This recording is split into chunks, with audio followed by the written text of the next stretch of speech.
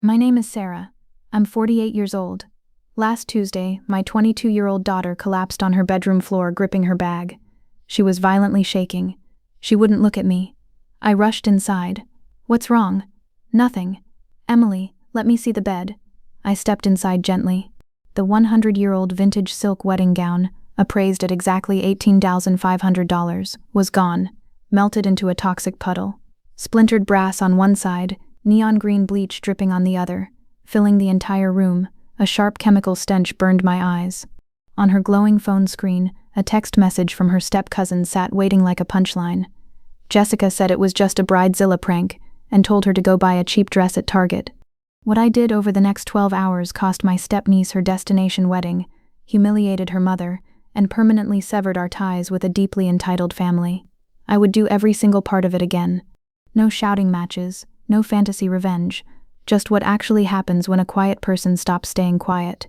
If this one hits close to home, drop a comment below and make sure you're subscribed so you don't miss what comes next. Now, let me take you back to a Tuesday in November, exactly 3 weeks before my daughter's world fell apart. The rain was hitting the windshield of my 2014 Honda Accord so hard the wipers couldn't keep up. I was 48, completely drained from a 12-hour shift managing the shipping floor at a regional logistics hub. My lower back throbbed, and the heater in the car was blowing cold air that smelled like old dust. I pulled into the driveway of our single-story brick house on Elm Street. The porch light was flickering, casting long, nervous shadows across the wet concrete. Inside, my 22-year-old daughter, Emily, was sitting on the living room rug. She was surrounded by crisp white tissue paper. In the center of it all lay the 100-year-old silk and lace wedding gown. It belonged to my husband's late grandmother. It had just come back from the preservationist with an official appraisal paper resting on the collar, $18,500. Emily traced the delicate, ivory stitching with her index finger. She didn't look up, but she was smiling. It was a quiet, heavy kind of happiness. I should back up. I didn't grow up with heirloom dresses or trust funds. I grew up in a cramped 2-bedroom apartment over a loud dry cleaner in downtown Scranton. I paid for my supply chain management degree by working weekend night shifts at a 24-hour diner. I met my husband Paul when he came in for black coffee at 2:15 a.m. during his finals week. He was studying civil engineering. He was quiet, tipped well, and always looked me directly in the eyes.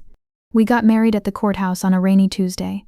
I saved $12,400 over 4 years to put a down payment on our first home. I tracked every single penny in a frayed yellow spiral notebook.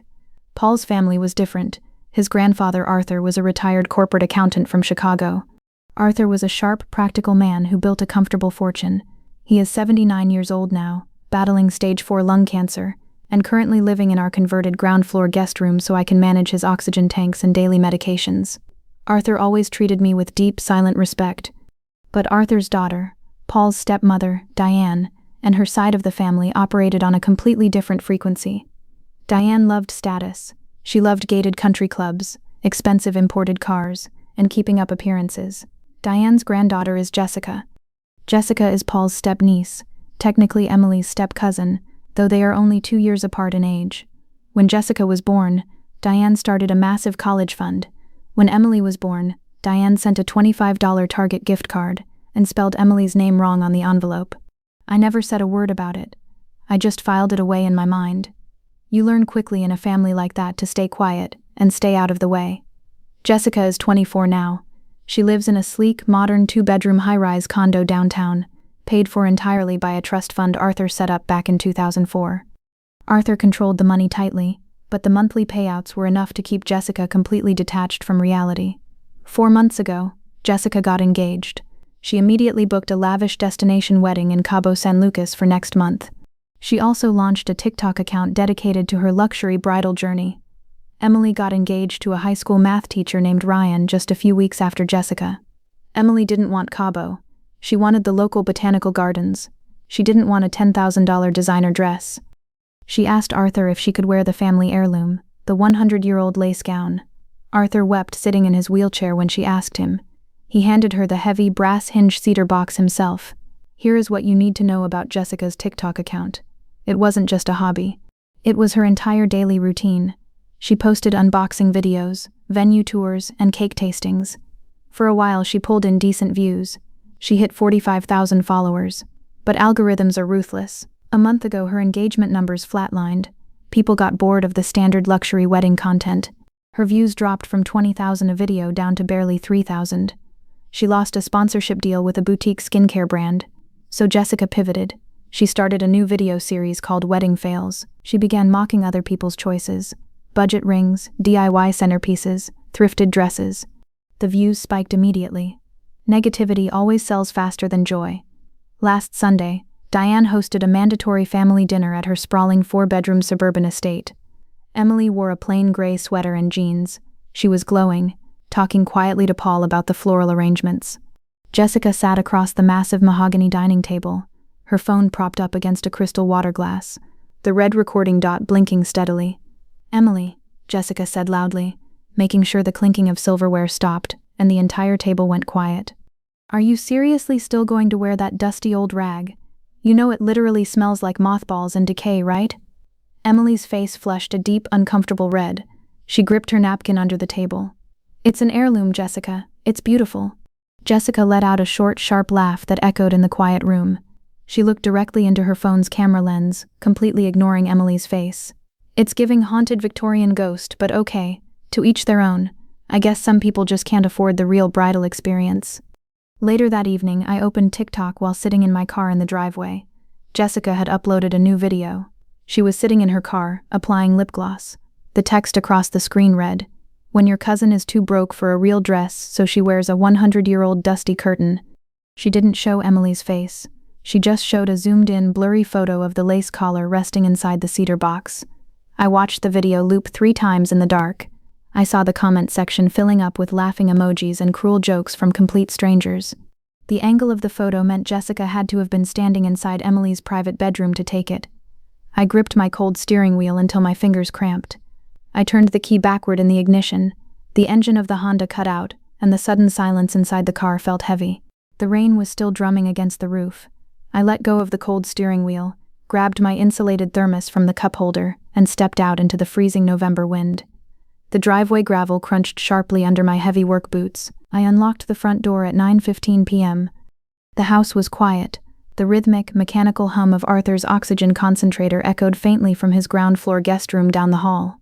I set my keys in the ceramic bowl by the door. I walked straight to Emily's bedroom. The door was cracked open about 2 inches. Emily was already asleep under her quilted blanket. On top of her oak dresser, the heavy cedar box sat perfectly still. I walked over quietly. The brass latch on the front was flipped upward. It wasn't locked. I didn't wake my daughter. I just stood there in the dark room, staring at the brass metal. Jessica had been inside our house. She had walked on our carpet, opened our private belongings, and taken a picture just to feed her phone screen. I didn't blow up. I didn't call Diane and demand an apology. If you grow up learning how to survive loud arguments, you learn the value of keeping the peace. If I made a scene, Diane would simply play the victim. She would cut Paul out of the upcoming Thanksgiving dinner, and Paul would spend the holiday staring quietly at his plate. I swallowed the anger. I locked the cedar box, put the tiny silver key in my jeans pocket, and went to sleep. I thought the locked box was enough. I was wrong. Last Tuesday was November 14th. My alarm went off at 4:30 a.m.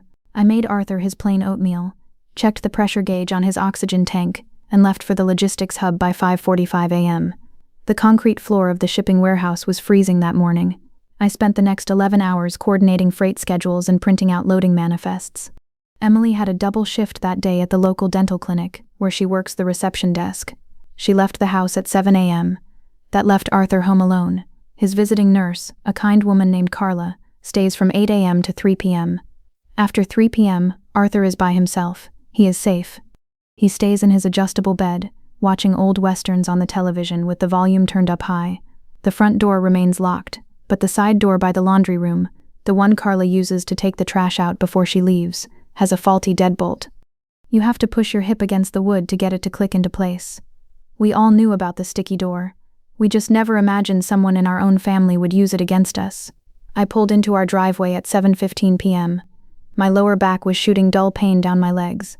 I grabbed 3 plastic grocery bags from the back seat, milk, sliced bread, and a package of chicken breasts from Kroger.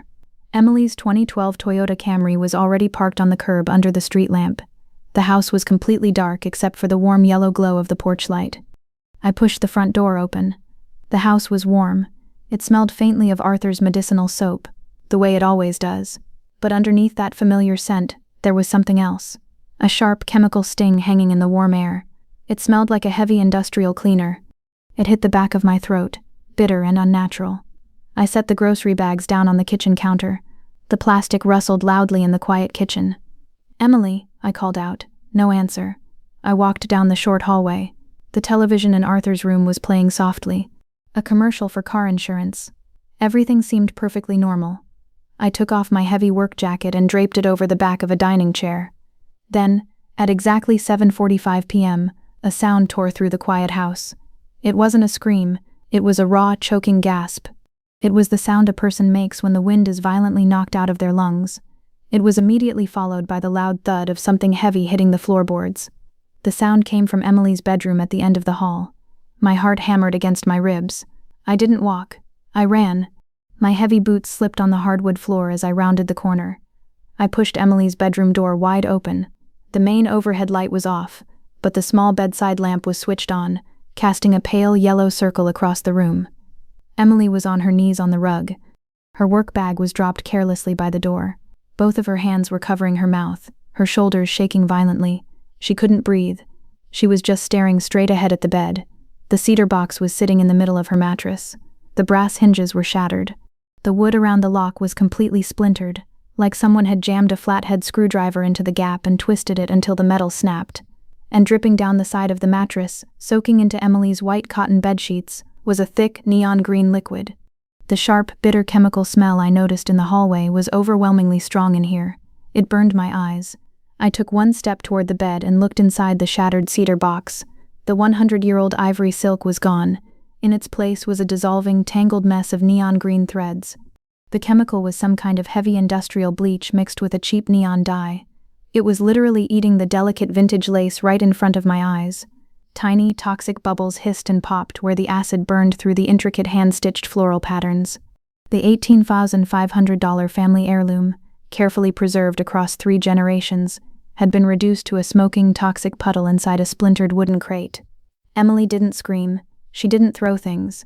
She just rocked back and forth on her heels on the carpet, her hands gripping her own hair so tightly her knuckles were white. "It's gone," she whispered. Her voice was completely hollow, stripped of all air. "Mom, it's just melting." I knelt down beside her. I didn't hug her right away. If you work 20 years on a chaotic shipping floor, you learn that panic spreads if you touch it. You have to become the anchor in the room. I placed one hand firmly on her trembling shoulder. "Breathe with me, Em," I said quietly. Then, the switch flipped in my brain. The mother disappeared, and the warehouse manager took over. I stood up, my boots heavy on the floorboards. I walked straight to the kitchen. I opened the cabinet under the sink, pulled out a thick pair of yellow rubber dishwashing gloves, and grabbed a heavy-duty 50-gallon black contractor trash bag. I marched back into the bedroom. I slid the thick black plastic under the shattered cedar box, lifting the entire dripping, hissing mess off Emily's mattress. I twisted the top of the bag and tied it shut with a tight double knot to trap the bitter chemical fumes. As the plastic pulled tight, Emily's cell phone buzzed loudly on the floor near her dropped work bag. The screen lit up, casting a cold white glow across the dark carpet. I picked it up. A text message from Jessica had just come through. I stared at the glowing letters on the screen. "Lamau, you're being so dramatic right now. It's literally just musty old fabric. Chill out. I needed content for a Bridezilla prank video. I'll Venmo you $100 for a new one from Target. Don't be a hater." 2 seconds later, a Venmo notification popped up at the top of the screen. $100 from Jessica Harrison. Note, go buy a dress. Comms. She wasn't hiding it. She didn't break in quietly to keep a dark secret. She broke the brass lock, poured the chemical bleach, and waited to text my daughter just to mock her pain. She reduced a century of family history to a punchline for a 15-second internet video. I walked out of the bedroom and went straight to the laundry room. The faulty side door was pushed wide open. The cold November wind was blowing rain onto our linoleum floor. I looked down. There, clearly stamped in the wet mud on the floorboards, was the sharp, distinct tread of a designer platform boot. Right next to the muddy footprint were 3 tiny, perfectly round rubber scuff marks, the exact footprint of a portable ring light tripod. She had brought her equipment into my home. She filmed herself pouring bleach on Emily's wedding dress, in Emily's sanctuary, just to get her viewer engagement back up. I dropped Emily's phone on the washing machine. My vision narrowed. A hot, violent energy spiked in the very center of my chest, pushing out all the air. I walked into the attached garage. I went straight to Paul's heavy metal toolbox sitting on the workbench. I opened the top drawer and picked up a solid steel crowbar. It weighed exactly 4 pounds. It felt perfectly balanced, cold and heavy in my right hand. I was going to get back into my Honda. I was going to drive 40 minutes to downtown Chicago.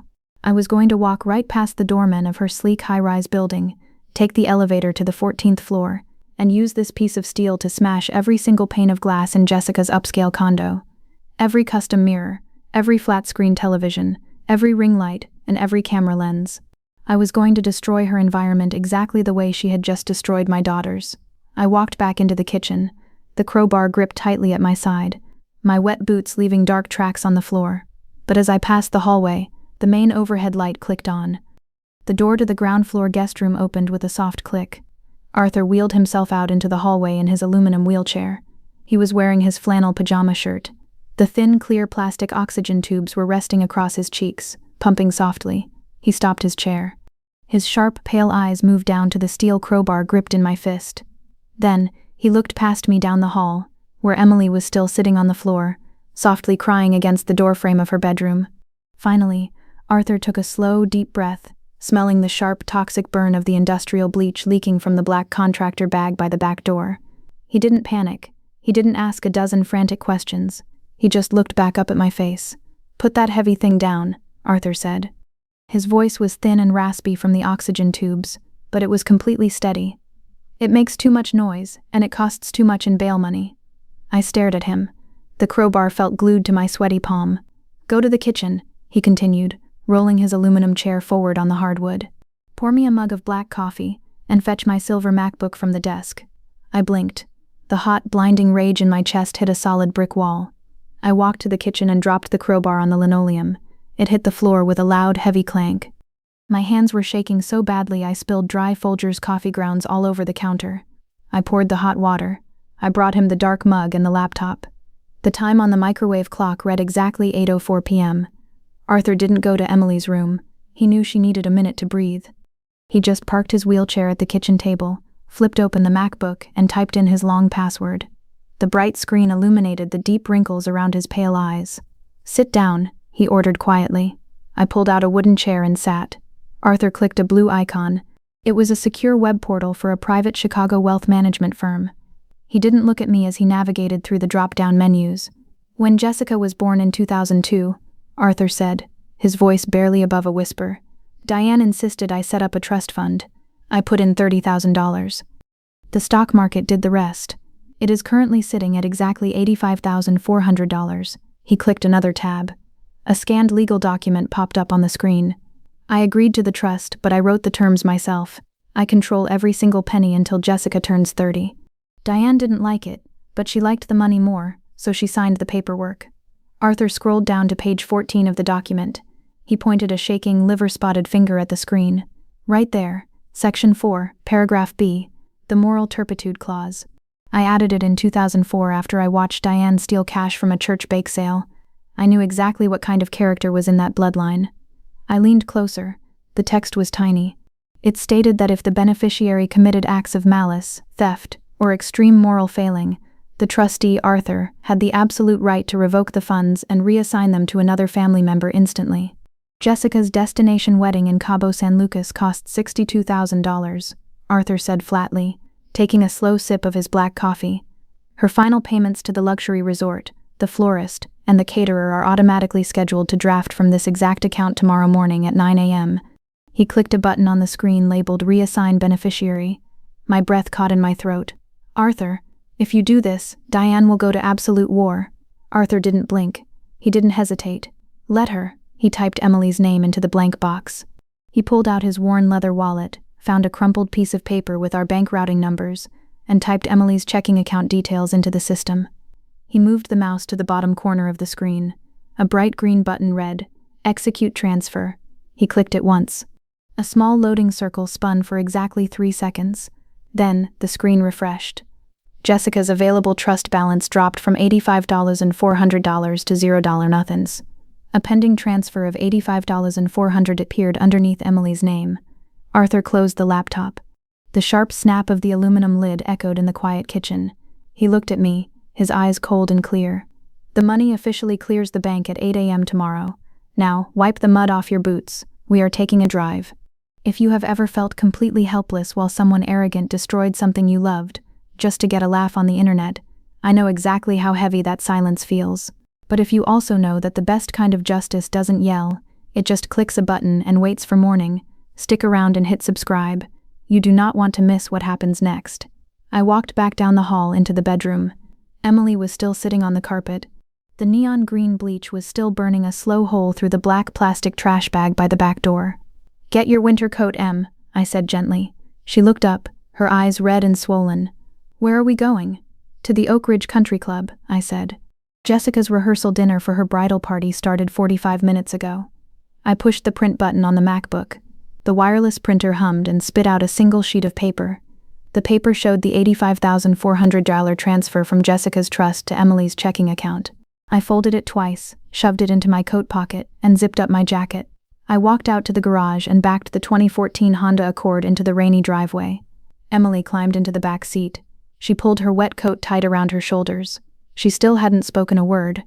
I helped Arthur into the front passenger seat. He moved slowly. His joints were stiff from the cold.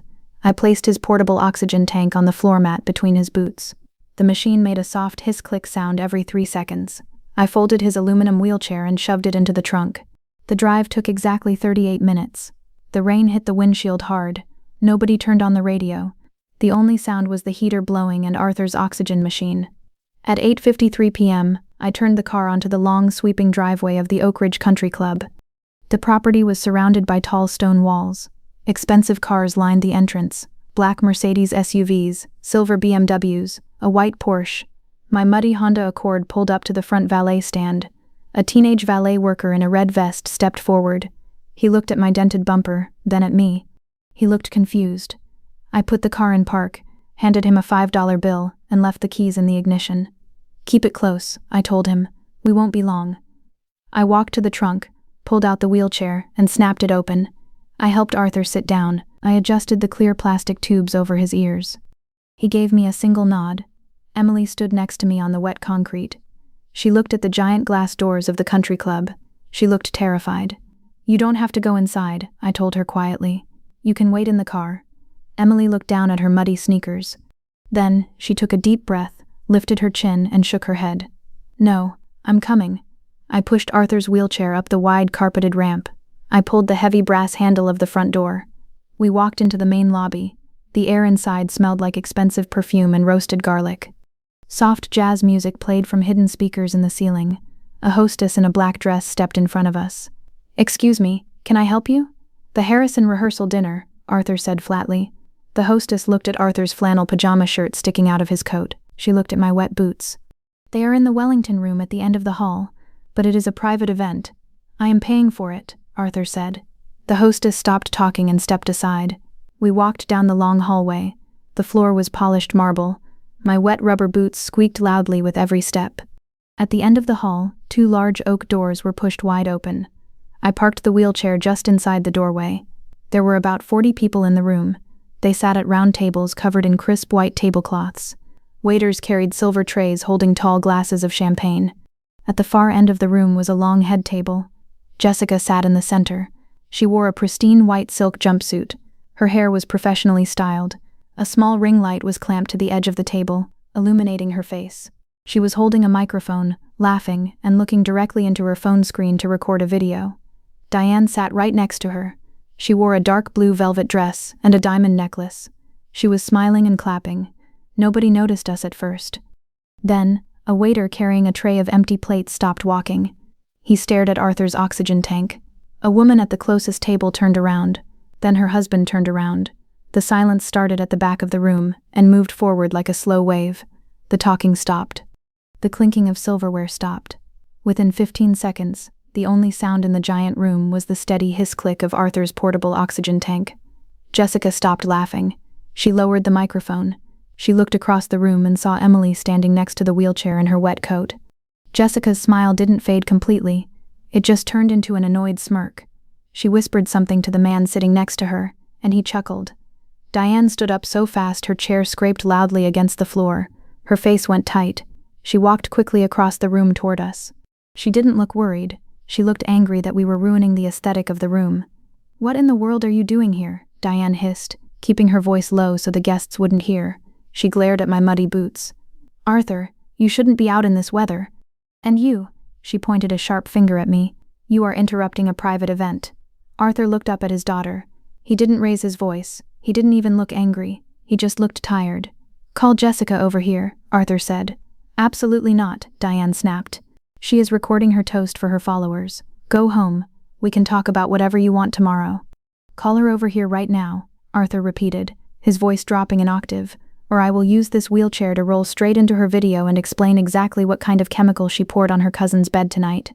Diane froze. Her eyes darted to Emily, then back to Arthur. She didn't know the details, but she knew Arthur never made empty threats. She turned around and gave Jessica a sharp wave. Jessica sighed loudly. She picked up her phone, kept the recording app open, and walked over to us. Jessica stopped exactly 2 feet in front of Arthur's wheelchair. She held her phone chest high, the camera lens pointed right at us. The red light was still blinking. "Grandpa, seriously?" Jessica said. She forced a bright fake smile for the camera. "You're kind of ruining the vibe. We are doing toasts in 5 minutes." I stepped in front of Arthur's wheelchair. I looked directly at Jessica's phone screen, then at her face. "You broke the deadbolt on my side door. You took a flathead screwdriver to a locked cedar box. You poured neon green industrial bleach on Emily's wedding dress, and you left it to burn through her mattress." My voice wasn't loud, but it carried perfectly over the soft jazz music playing in the room. Jessica rolled her eyes, dropping her fake smile. "Oh my God, you guys are so dramatic." It was a Bridezilla prank for my channel. I literally sent Emily $100 on Venmo. "Go buy a dress from Target and chill out." Diane gasped. She grabbed Jessica's arm. "Jessica, you broke into their house?" "It's just a prank, Mom," Jessica snapped, pulling her arm away. Diane looked at the 40 guests staring at us from their tables. Her face turned bright red. "Keep your voices down," Diane hissed at me. "People are watching. We will buy Emily a new dress tomorrow. Just leave before you embarrass us." Arthur reached out with a trembling, pale hand. He pushed Jessica's phone down so the camera pointed at the marble floor. "Turn that off," Arthur said. The raspy authority in his voice made Jessica freeze. She tapped the screen. The red recording dot vanished. Arthur didn't look at Diane. He kept his eyes locked on Jessica. "Give her the paper," he said to me. I reached into the pocket of my wet winter coat. My fingers were cold. I pulled out the folded printout from the MacBook. I handed it to Jessica. She took it with 2 fingers, looking disgusted by my wet gloves. She unfolded the crisp white paper. She scanned the top lines. Then her eyes hit the middle section. She stopped breathing. "What is this?" Jessica asked.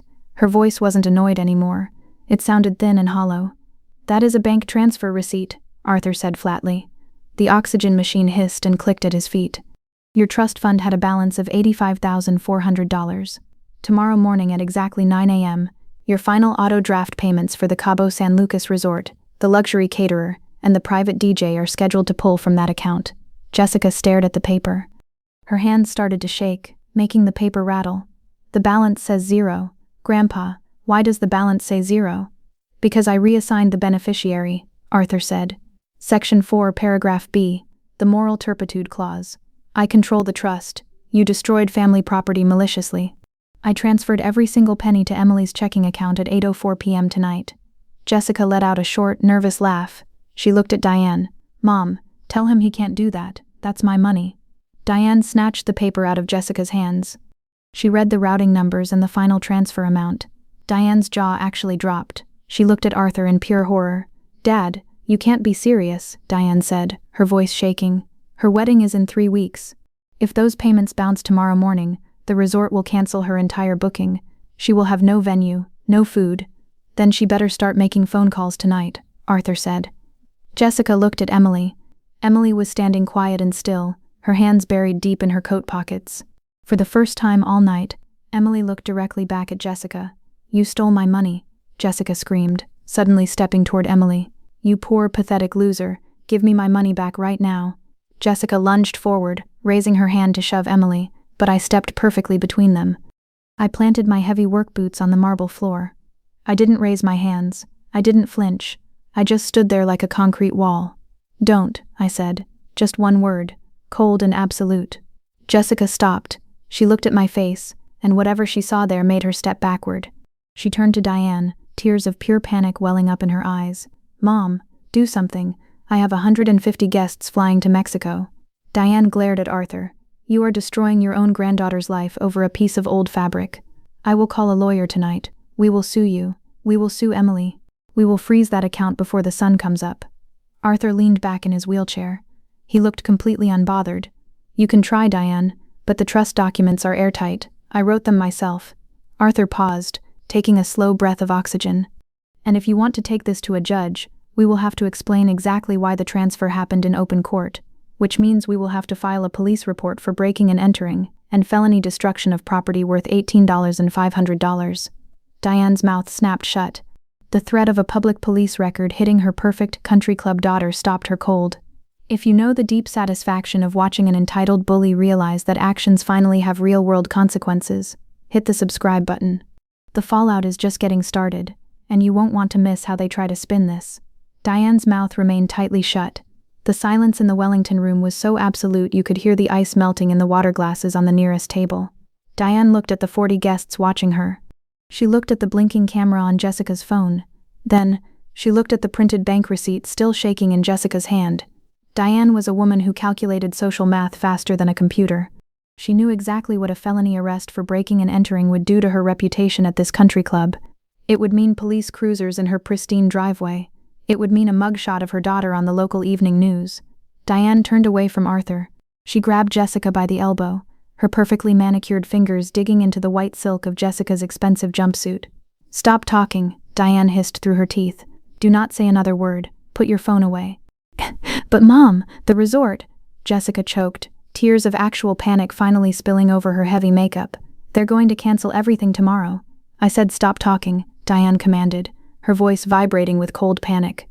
She dragged Jessica a few steps back, putting distance between them and us. Diane didn't apologize to Emily. She didn't look at me.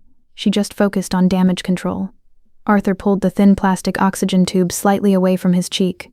He looked at me and nodded toward the hallway. "We are done here. Take me to the car." I turned the aluminum wheelchair around. My wet rubber boots squeaked against the polished marble floor. Emily walked right beside me. Her shoulders were pulled back. For the first time since she found the shattered cedar box, she wasn't looking at the floor. She kept her eyes focused straight ahead.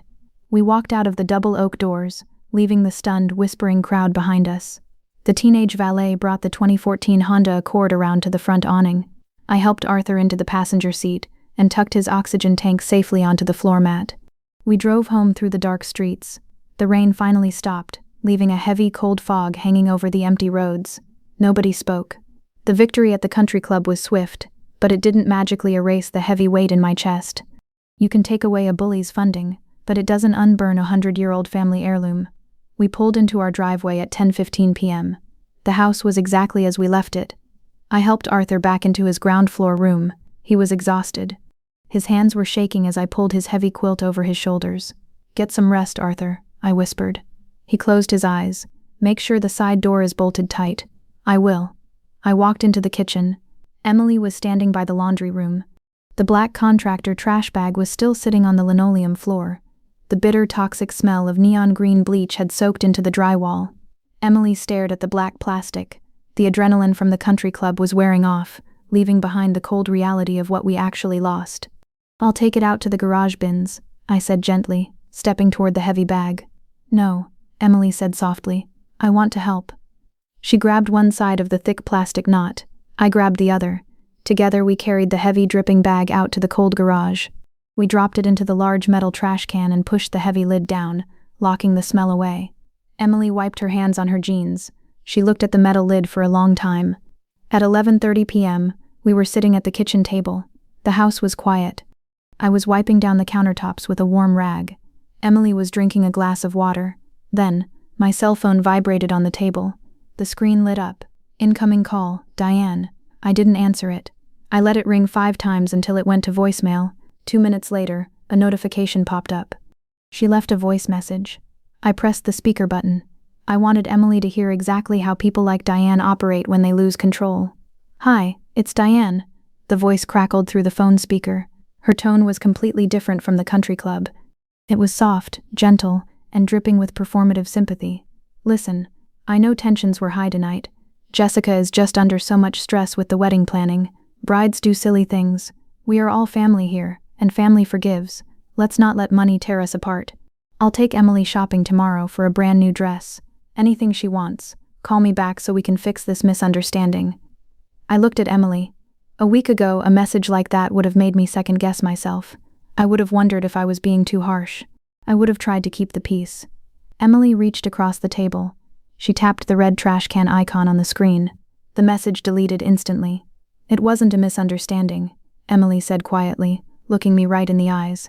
She knew exactly what she was doing, and a new dress from a mall doesn't replace great-grandma's lace. She was right. Diane's phone call wasn't an apology. It was a negotiation. Diane didn't care about Emily's feelings or the ruined heirloom.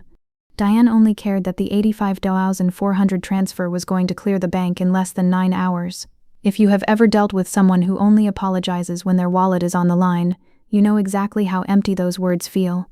Drop a comment below if you've ever had to block a toxic family member to protect your own peace. I locked the side door, jamming a heavy wooden chair under the handle just to be safe. I turned off the kitchen lights. Tomorrow was Wednesday. At 9 a.m., the luxury resort in Cabo San Lucas was going to run Jessica's credit card for the final massive payment, and I was going to make sure I was awake to watch the clock strike 9. I climbed the creaky wooden stairs to my bedroom, the house completely black except for the tiny green numbers glowing on my digital bedside clock. 11:42 p.m.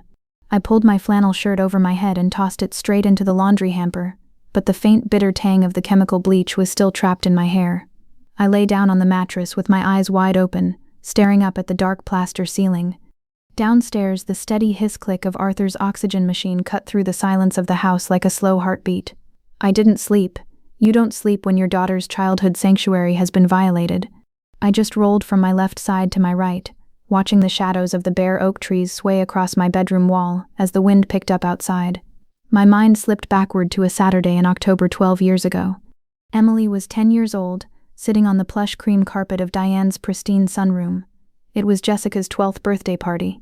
I watched Diane hand Jessica a massive, shiny box wrapped in silver foil, a brand new motorized razor scooter that cost $240. Jessica didn't even say thank you. She just grabbed it and ran outside. Emily had spent 3 days drawing a custom birthday card for Jessica with colored pencils, tracing every letter perfectly. Jessica left the card face down on a glass table where someone spilled fruit punch over it. When Emily started to quiet cry, Diane didn't console her. She just patted Emily's head with a dry paper napkin and said, "Oh, sweetie, don't be so sensitive, it's just a piece of paper." I had stayed quiet then. I had smiled, picked up my daughter, and driven her to McDonald's for a soft-serve cone to stop the bleeding in her chest.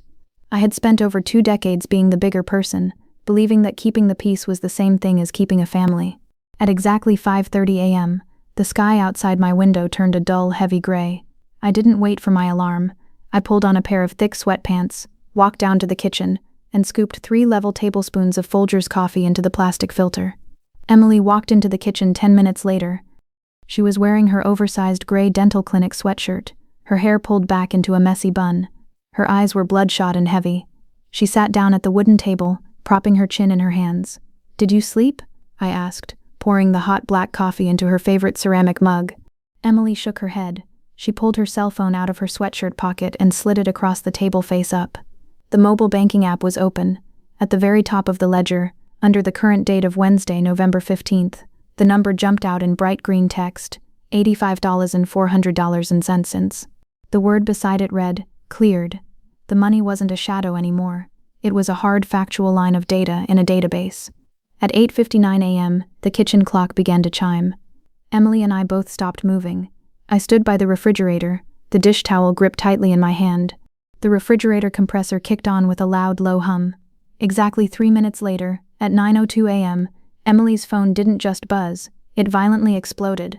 A barrage of text messages started cascading down the lock screen so fast the glass seemed to vibrate. Then, the screen changed to a full-color incoming call. The caller ID read, "Jessica." Emily didn't move her hand to answer it. The phone rang for 30 seconds until it finally cut to voicemail. 3 seconds later it started ringing again. This time it was Diane.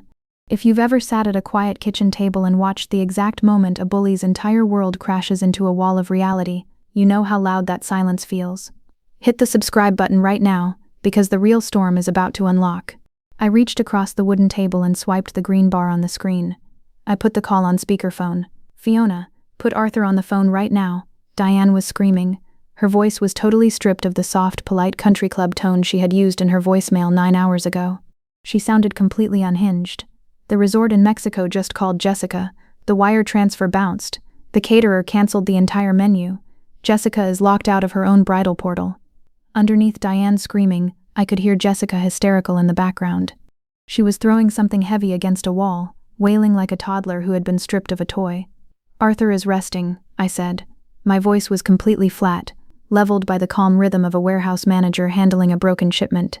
"And he told you last night exactly what was going to happen at 9 o'clock. You tell that old man I am driving to a corporate law office downtown right now," Diane roared. "This is grand theft. You stole $85,000 from my daughter's future. We will have the police at your front door by noon." "Send them," I said. My voice didn't shake. I leaned closer to the phone's microphone resting on the wooden table. "Please, Diane, send the police to my house right now." The screaming on the other end of the line suddenly stopped. All I could hear was Jessica's heavy, wet sobbing in the background. "When the officers get here," I continued, speaking clearly and slowly, "I will hand them the shattered brass lock from Emily's bedroom. I will show them the text message where Jessica confessed to the prank. I will show them the $100 Venmo payment she sent to cover an heirloom appraised at $18,500. Do you know what the legal penalty is for destroying property worth over $10,000 in this state, Diane?"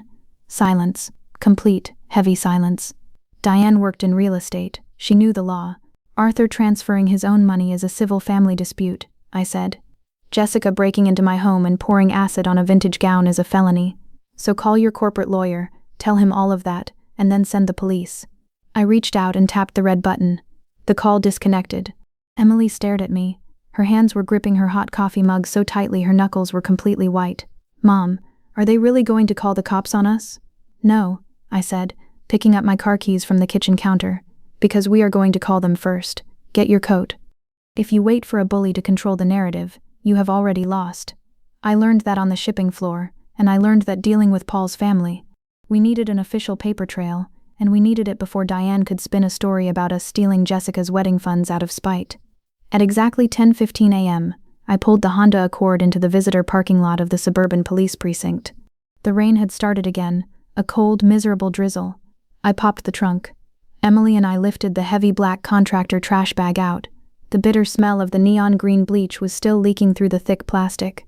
We carried it awkwardly between us, walking through the heavy glass double doors of the station. The lobby was bright and smelled like floor wax and stale coffee. A few people were sitting on hard plastic chairs. We walked straight to the front desk. A desk sergeant with a silver name tag that read Miller looked up from his computer monitor. He looked bored. "Can I help you?" he asked. "I need to file a formal police report for breaking and entering and destruction of property," I said. I pulled a manila folder out of my bag and slid it under the gap in the bulletproof glass. "This is the official appraisal for a 100-year-old silk wedding gown. Value is $18,500. This is a printed screenshot of a text message from the person who destroyed it, admitting to the act. And this," I pointed to the black trash bag resting on the tiled floor between Emily and me, "is what is left of the dress." Sergeant Miller frowned. He pulled the paper out of the folder and looked at the 18,500 figure. He sat up straighter. The boredom vanished from his face. Property damage over $10,000 wasn't a minor neighborhood dispute. It was a serious crime. "Where did this happen?" he asked, grabbing a blank notepad. "Inside my daughter's private bedroom," I said. "Last night between 7 p.m. and 7:45 p.m. The perpetrator entered through a side door." Miller looked down at the black plastic bag. "What did they do to it?" "She poured industrial bleach mixed with neon dye on it," Emily spoke up. Her voice was quiet, but it didn't break. "She wanted to make a funny video for the internet." Sergeant Miller stopped writing. He looked at Emily like he didn't quite understand human behavior anymore. He stood up from his desk and walked around the secure glass partition into the lobby. He stood next to the black bag. "I need to take a photograph of the damage for the file," he said. "Can you open it?" I untied the thick double knot. As the plastic opened, the harsh, toxic smell hit the warm air of the lobby. A woman sitting in the waiting area actually coughed and covered her nose. Sergeant Miller leaned over and looked inside. The ivory lace was completely gone, melted into a wet, steaming clump of green threads and ruined silk. He pulled out a digital camera and took 4 bright flash photographs. Then he stepped back, nodding at me to tie the bag shut. "I'll generate an official case number," Miller said, walking back behind the glass. "Because you have a written confession via text message, we can send an officer to her residence today to take a statement. Do you want to press criminal charges?" I looked at Emily. This was her dress. This was her cousin. This was her choice. Emily looked at the black bag. She looked at the police officer. For 22 years, Emily had been told to be the flexible one. She had been told to share her toys, to ignore the insults, to accept the misspelled birthday cards because that's just how Jessica is. Emily took a deep, shaky breath. She looked right at the officer. "Yes," Emily said, "I want to press charges. If you have ever had to stand in a cold, brightly lit room and make the hardest decision of your life just to protect your own boundaries, drop a comment below. It takes massive courage to finally stop protecting the people who never protected you. Hit subscribe, because the fallout from this police report changes absolutely everything." By 11:30 a.m., we walked out of the precinct with a printed copy of the police report. The case number was stamped in bold black ink at the top. We drove home. I parked the car. As soon as I walked into the kitchen, I saw Carla, Arthur's visiting nurse, standing by the hallway. She looked deeply worried. "Fiona," Carla said, her voice tight, "Diane is here. She used her old emergency key. She is in Arthur's room right now, and she is yelling at him." I didn't take off my coat. I didn't even put my car keys down. I just walked straight past Carla, my heavy work boots making no sound on the hallway runner rug. As I got closer to Arthur's ground floor room, the shouting became clear. It wasn't just loud. It was frantic, desperate, and cruel. "You are going to open this laptop right now, Arthur, and you are going to wire that money back," Diane screamed. I stepped into the doorway. The room smelled like Arthur's medicinal soap and the sharp floral scent of Diane's expensive Chanel perfume. Diane was standing right over Arthur's adjustable medical bed. Her heavy designer leather handbag was tossed carelessly over the digital monitor of his oxygen machine. Arthur was sitting up against his pillows. His face was pale and drawn, but his jaw was locked tight. He wasn't looking at Diane. He was staring straight ahead at the blank television screen. The silver MacBook was sitting closed on his lap. Diane had her hands planted firmly on the mattress, leaning over him like an interrogator. "Get away from him," I said. My voice wasn't a yell. It was the low, flat tone of a warehouse manager stopping a forklift accident. Diane spun around. Her face was flushed dark red. "This is none of your business, Fiona. He is my father, and he is clearly not in his right mind. I am taking this laptop, and I am calling the bank fraud department." She reached out and tried to grab the MacBook right off Arthur's lap. I crossed the room in 3 steps. I grabbed Diane by the wrist. I didn't squeeze hard enough to bruise, but I gripped her tight enough that her bones clicked. I pulled her hand forcefully away from the computer. "You do not touch him. You do not touch his property. And you have exactly 30 seconds to get out of my house before I have you arrested for trespassing," I said, staring directly into her wide, panicked eyes. Diane yanked her arm back, rubbing her wrist. She let out a sharp, mocking laugh. "Arrested? You think the police care about a family argument? You stole $85,000 from my daughter this morning. Jessica has vendors threatening to sue her right now because her debit card declined at a bridal boutique." "Her one of Maynuna," Arthur croaked from the bed, his voice rattling in his chest. "I enforced the rules." Diane ignored him. She pointed a manicured finger at my face. "You listen to me. You are going to fix this, Fiona, or I will ruin you. I will tie you up in civil court for the next 10 years. I reached into my coat pocket. My fingers brushed against the cold metal of my car keys, and then pulled out the folded official document from the suburban police precinct. I unfolded it slowly and held it up so the bright overhead light caught the bold black ink. "This is a formal criminal complaint," I said, keeping the paper steady. "Case number 44-8902, filed at 11:15 a.m. today with the Chicago Police Department. The charge is felony destruction of property." Diane's mocking smile froze on her face. Her eyes darted down to the official police seal stamped at the top of the page. "Jessica confessed in writing," I continued, my voice steady and cold. "I gave the police screenshots of her text messages. I gave them the Venmo receipt. I gave them the shattered brass lock and a $18,500 appraisal for the vintage lace she melted with industrial chemicals." You filed a police report?" Diane whispered. The color completely drained from her face, leaving her looking hollow and suddenly very old. "Over a dress?" "Over a felony," I corrected her. Before Diane could say another word, Her cell phone began to ring from inside her leather handbag. The loud, cheerful marimba ringtone echoed awkwardly in the tense, quiet room. Diane's hands were shaking so badly she almost dropped the phone, pulling it out of her bag. She looked at the screen. It was Jessica. Diane swiped to answer and pressed the phone to her ear. "Jessica, honey, I'm dealing with it right now." Diane didn't get to finish her sentence. Even from 3 feet away I could hear Jessica's voice screaming through the tiny phone speaker. It wasn't the angry, entitled screaming from the country club. It was the high-pitched, hyperventilating sound of absolute terror. Mom, please come here right now. You have to come right now," Jessica wailed. Diane's eyes widened. "Jessica, calm down. What is happening?" "There are 2 police officers in the lobby of my building," Jessica sobbed loudly, the sound cracking with panic. "The doorman just called up. They said they are coming up to the 14th floor to take a statement for a felony property damage charge. Mom, they have a camera. They are going to arrest me." Diane stopped breathing. She slowly lowered the phone away from her ear. She looked at me. She looked at the police report in my hand. The reality finally hit her. All her money, all her country club influence, and all her aggressive threats meant absolutely nothing to a uniformed police officer standing outside her daughter's high-rise condo holding a printed text message confession. Diane didn't scream anymore. She didn't make a single threat. She just turned around, grabbed her expensive handbag, and ran out of the room. I listened to the rapid, panicked click of her heels on the hardwood floor, followed by the heavy slam of the front door. Arthur let out a long, slow breath. He reached down and gently closed the lid of the silver MacBook. "Carla," Arthur called out softly toward the hallway. The visiting nurse appeared in the doorway, her eyes wide. "Please change the locks on the front door today," Arthur said calmly. "Send the bill to my accountant." If you know the incredible relief of finally watching a bully realize they cannot buy their way out of the consequences they created, drop a comment below. We are at the final chapter of this story, and you need to see exactly how Emily builds her own life from the ashes of that cedar box. Hit subscribe for the conclusion. Carla nodded quickly, her face pale. She walked straight to the kitchen to use the landline. By 2:30 p.m., a local locksmith was standing in our hallway, drilling 3 heavy-duty steel deadbolts into our doors. The loud grinding sound of the power drill was the best thing I had heard all week. That same afternoon, 2 uniformed police officers took Jessica's statement inside the lobby of her downtown high-rise. Because of the clear text messages and the severity of the damage, she was formally booked for felony destruction of property. She didn't get jail time. First-time offenders with expensive lawyers rarely do. But the judge didn't let her walk away, either. She was given 2 years of strict probation and ordered to complete 500 hours of community service at a municipal recycling center. But the real consequences didn't happen in a courtroom. The real consequences hit exactly 24 hours later.